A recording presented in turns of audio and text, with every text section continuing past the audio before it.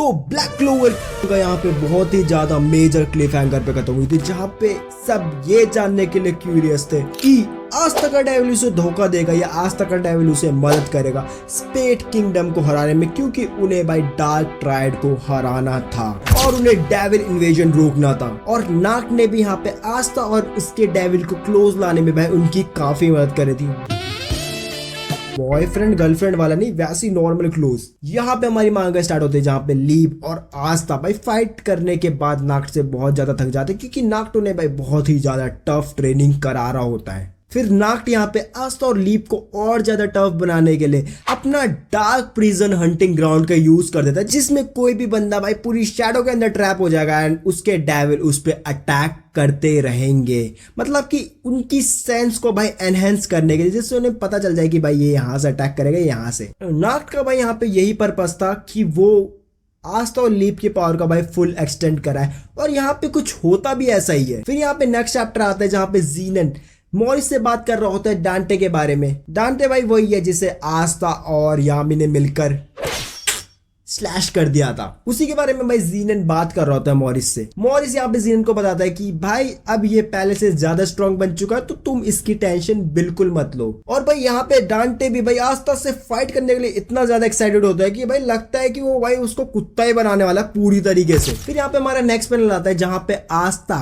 नाक के dark prison hunting ground से निकलने के लिए अपना डेविल यूनियन को पहली बार यूज कर लेता है, और यहाँ पे नाक उसे एक्नॉलेज भी कर लेता है कि भाई ये बंदा बहुत आगे जाने वाला है। आस्था यहाँ पे नाक से बोलता है कि मेरे को भी फाइट में जाना है, जो तुमने भी देखा होगा एपिसोड्स में जो पहले चल रही थी, जब ये सारे कैप्टन्स जो है इन्वेजन कर रहे थे। लेकिन यहाँ पे नाक आस्था से मना कर देता है, क्योंकि उसे पता होता है इसने डेविल यूनियन अभी मास्टर नहीं करी, क्योंकि भाई आस्था सिर्फ डेविल यूनियन बहुत ही कम टाइम के लिए यूज कर पा रहा था। तो मेरे ख्याल से भाई आस्था वहां पे तुरंत मर जाता अगर जाता तो। फिर नाक यहाँ पे आस्था को ये बोल के कन्विंस कर लेता है कि तुम मैजिक के बिना पैदा हुए थे, गलती से डेविल ने तुम्हें अपनी पोजीशन में ले लिया, और तुम्हारी किस्मत ने भी तुम्हारे साथ इतना खिलवाड़ किया, फिर भी तुम हमेशा से सही थे। फिर ये बोल के नाक यहाँ से चला जाता है, अपना एक डेविल पीछे छोड़ के सिक्योरिटी पर्पस के लिए, क्योंकि भाई कोई मेरे बंदे को मेरी अब्सेंस में मार ना दे। फिर यहाँ पे बाहर सब लोग आस्था और नाक का वेट कर रहे होते हैं,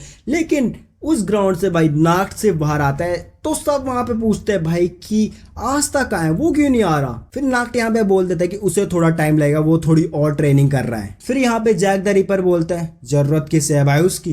भाई सीरियसली भाई छोटे मोटे बंदों से लड़ने के बाद भाई जैक अपने आप को सोच रहा है कि मैं बहुत ही ज्यादा टफ लेवल में। ऑन दी अदर हैंड भाई स्पेड किंगडम के बंदे यहाँ पे डार्क ट्रायड के ऊपर रेबल करना स्टार्ट कर देते, क्योंकि उनके किंग को भाई डार्क ट्रायड वाले बंदों ने 17 साल पहले मारा होता है।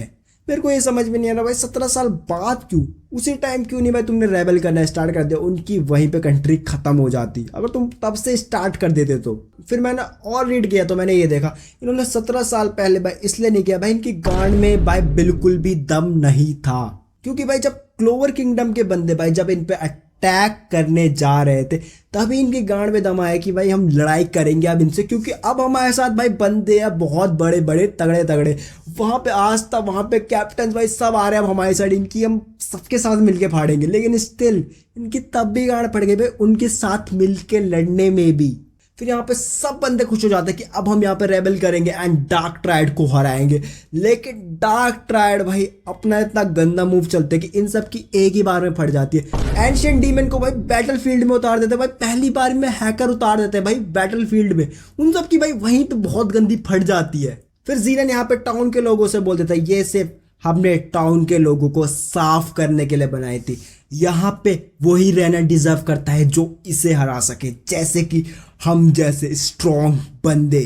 फिर यहाँ पे ज़ीनन कुछ रिचुअल परफॉर्म करता है, एडवेंट ऑफ क्लीफो, जिसमें बाहर की साइड डार्क ट्रायड रहेगा एंड अंदर की साइड यामी एंड वेंजेंस, जिसका सिंपल मतलब था भाई गेट को ओपन करके अदर डीमंस को भाई इस वर्ल्ड में लाना। यहाँ पे नाक्ट भाई सारे कैप्टनों से बोल देता है कि अब हमें इस रिचुअल को परफॉर्म करने के लिए डार्क ट्रायड को हराना होगा, तुम यहाँ से जाओ, तुम यहाँ से जाओ। अगर वो रिचुअल परफॉर्म हो जाते तो यहाँ पे भाई दुनिया इनकी खत्म हो जाती ढंग से। फिर नाक्ट को यहाँ पे बीच में मैरोलियोना दिखते जो भाई एंशिएंट डीमन से फाइट के लिए इतनी ज्यादा एक्साइटेड होती है कि उसके कपड़े ही जल जाते हैं। नागट उससे भाई नेकेड देख लेता है। नागट अपना मुंह छुपा के बोलता है कि भाई कपड़े वपड़े पहन लो थोड़े। फिर मेरोलियोना भाई और ज्यादा एक्साइटेड हो जाती है एंशिएंट डीमन क्योंकि उसके सामने खड़ा होता है और वो बोलती है अब तो मैं अपनी पावर का फुल एक्सटेंट कर सकती हूँ क्योंकि कोई वर्ती अपोनेंट तो है मेरे सामने। और वो चल देती है हेल फायर इंसिनरेट। फिर मेरे को ये समझ में नहीं आता भाई वो इतने तगड़े डेविल को भाई